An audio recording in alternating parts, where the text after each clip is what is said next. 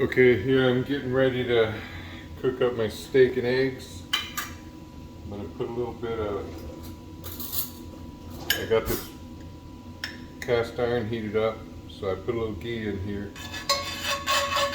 Ghee is just clarified butter. Put that in there. Put that in there to kind of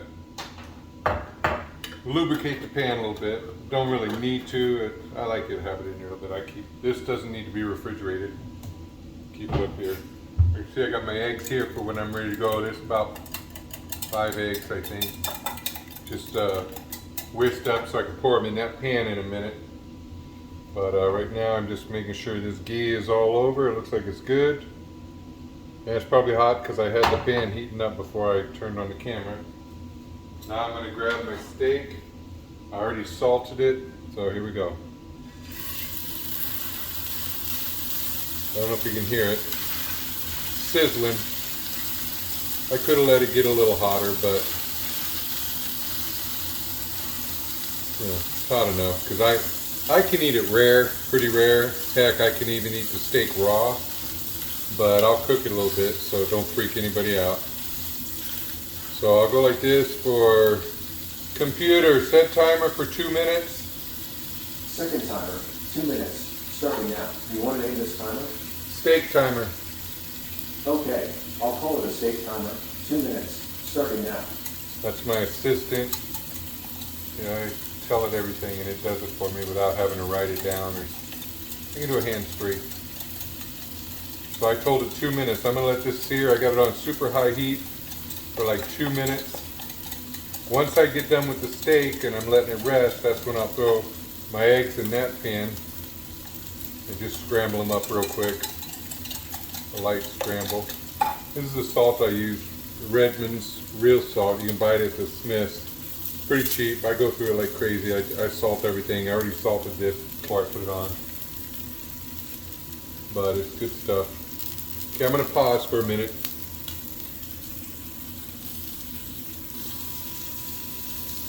Okay, I just flipped it. I'm going to let it go another couple minutes before I turn back on. Okay, I just flipped it again. Now what I'm going to do is cook it for about a minute. I'm going to cook it about a minute on each side, flipping it, because I'm going to be putting some butter in here to kind of baste it in butter. There's about 2 tablespoons of butter.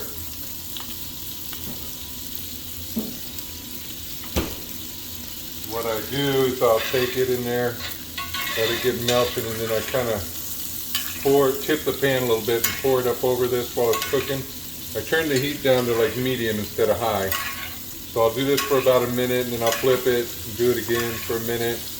I'll do that a few times. Then I'm going to check my internal temperature, and I usually like to pull it at about anywhere between 110, 120 degrees because it'll finish at about 130, 125, 130, which is rare to medium rare, but that's how I like it. I used to cook it till it was 165, which is well done, but it doesn't taste good like that to me anymore.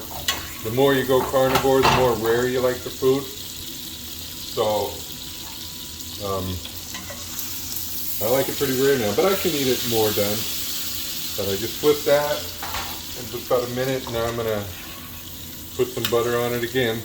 This butter really adds flavor because I use salted butter instead of just plain butter because it adds more salt. Salt's the flavor, and people need more salt than they get in their diet. Most people are too low on salt.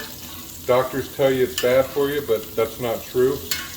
The body needs a lot of salt, and when you deprive it of that, you start losing lots of minerals and different things like that. So salt's actually good. So I'll let that go for a minute. This one I usually test it, see what it is inside.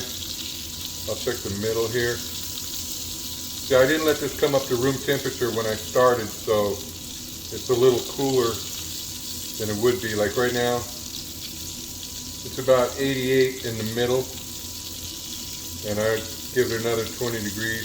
See, on the edges it gets a little more done. Obviously the outside edges are more done, but I like to get the middle to where it'll be about 110, 115 degrees, 120, and then I'll pull it. So I'm gonna let that go like that. I'm gonna pause this so it's not too long, and I'll pull it when I get ready to take it off. Okay, I just probed it. It was about 120 in the middle, about 124. It's heating up quick. Once it starts getting there, it goes fast. So however you like your steak, make sure you pull it early and watch it close because it'll heat up quick. I kind of put a couple of slices here because the fat was making it cup. So you cut it and it lets it lay flat. So anyway, this steak is just done. It's ready to rest. So I'll let that rest over there. Turn that off. Move this over. You gotta be careful you don't burn your hands because it's easy to do. I'll put this on. Melt this butter down, then I'm going to put it down low when I start cooking these eggs. I'll pause for a minute till it's ready to go. Okay, 2 tablespoons of butters. Looks like it's melted pretty good. I turned the heat down way low. And now I'm just going to scramble these up nice and soft and good. You see it's kind of foamy a little bit. That's good for the butter, starting to get some good flavor there. And I got these eggs all whisked real good, and I brought them up to temperature a little bit, so now I'll just kind of put them in. Let those go for a little bit, and I'm going to start spinning them around and turning them into some good scrambled eggs. Now the good thing is I take my time when I'm cooking because I cook one time a day. And so I can cook and take my time. This is all the dishes I'm going to have to do. It's all I do every day. So it turns out pretty good. So what I do is I let this go a little bit. You can see it's starting to set a little bit on the bottom. I'll let it get set up a little more. Then I'm going to start moving it around and turning it into scrambled eggs. I usually use this other... I like this wooden spoon because this is a ceramic pan. I don't like to scratch it with my metal stuff. But this, I like this for everything. It's good for getting the eggs going because when I'm doing the scrambled, I do like this. Watch, I move it a little to the middle. You see how it built up a little egg there? And I keep doing that. And see, I'm slowly building eggs because I'm scraping the cooked egg that's on the bottom. See, I'm getting a pile of egg there, and it's getting all the raw egg on it, so it's not even close to done yet, but this is what I do. I do like this, and see how I can scrape, see, and then eventually, see, when I go like this, all that wet egg goes to where it was dry. See, like this. And sometimes I go back and forth if it's starting to stick a little, because this is nice and flat. So on the bottom of the pan it does like this, go like that, see, and I can start like flipping them a little, and you can see how some of the eggs getting done, but it's still with the raw eggs, so it's not done. It's not what most people would want. I don't need it. I mean, I'll drink raw eggs. I'll blend up like 8 to 10 eggs and just drink it down. In a blender it just tastes like cold scrambled eggs, but if you drink them raw without blending them, they're kind of slimy and they don't taste too good. They got a weird flavor to them. I've tried it, kind of the way Rocky did it, but see how this is going, and I just got it on low heat, but because you take your time, you start getting there, and I just keep flipping them, and see they're getting soft. So see, some people eat them like this. I like to have them a little more done. I like to get them a little bit dry, because I'm going to add butter to it, and once I know they're good and done. See, I keep scraping the bottom because it kind of dries a little bit, even though I got a lot of butter in there. But the more butter, the better. That way you got your fat. Fat is the key to carnivore. Humans need all that fat. Get away from thinking fat's bad, because it's not. It's light. It's what you need. It's what your body converts your fat into fatty acids. That's what your body uses for energy. So see, I like those are good and done the way I like it. They're not real wet, but they're like damp looking, but they're still going to keep cooking, because what I'll do is I'll turn off the heat, and I'm going to add some butter. so it gets them even more moist and creamy. I always slice the butter up in little pieces, so now I can put some there. I'll put some there. And see, this is good for like a snack. I'll take one of these and I'll just eat it. It's good. Tastes real good. So now, kind of let this butter melt here. It's melting down good. Stir it in with the eggs. And I didn't salt it when I started, but I like salt on my eggs, so here in a second, I'm going to give it a couple twists of my Redmond's salt. Redmond's real salt. So 1, 2, 3, 4, 5, 6, 7, 8. About 8 things. Might seem like a lot, but it's not really. You need the salt. And I'll let that keep going there. And see, you can see how it's looking a little more moist. That butter's melted, it's getting all over it. The salt's in there. These are going to be some good eggs. They're not going to be dry. They're well done. They're definitely done. Let's see how they are there. That's pretty good. See, and it kept cooking a little more because these ceramic pans stay hot. It'll cook. It'll overcook them. They'll dry out if I leave them in here. But I'm getting ready to put them in a plate right now. So I'll plate that.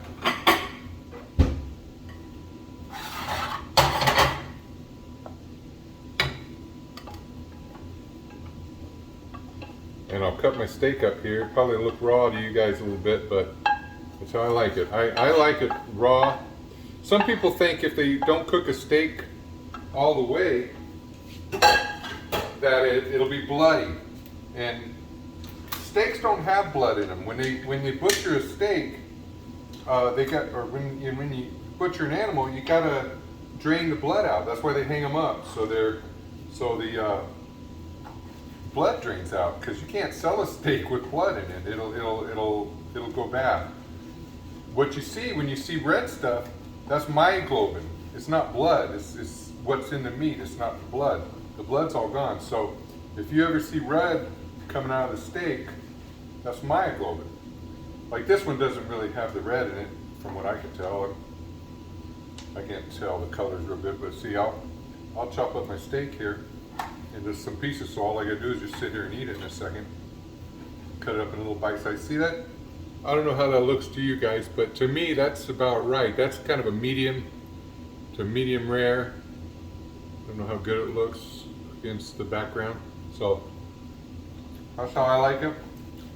They're so soft, so tender, and because this is a ribeye, it's it's got fat. It's like a prime rib, but not quite. So it's got the fat in it, which makes it extra juicy and extra delicious. And on the edges, there's a lot of, I don't know if you can see, there's like fat right here, and sometimes a little gristle, but you chew that as best you can. It usually dissolves the fat, but you swallow that. If you got something hard that you can't completely chew, gristle, swallow it. Your stomach acids will break that down. Don't worry about it, just swallow it whole if you have to. Okay? Chewing that up, it's pretty good. All that flavor. Got this, put it on my plate. See, now I got some steak and eggs. Sometimes I'll cut it as I go, but for now, so you can see the presentation, I did it like that. And I don't want to waste any of this juice. It's not blood, like I said, that's myoglobin, but you pour it over the top of I kind of let it go over the meat. It gives it a little more juice. Not that it's dry, but that's a meal for me right there. That'll hold me. If I was hungry, I'd throw a couple hamburger patties in the pan and cook them up real quick. But for me, this is that's just some steak and eggs. 5 eggs, about 1 pound steak, and that's my dinner. All right, people. Bye.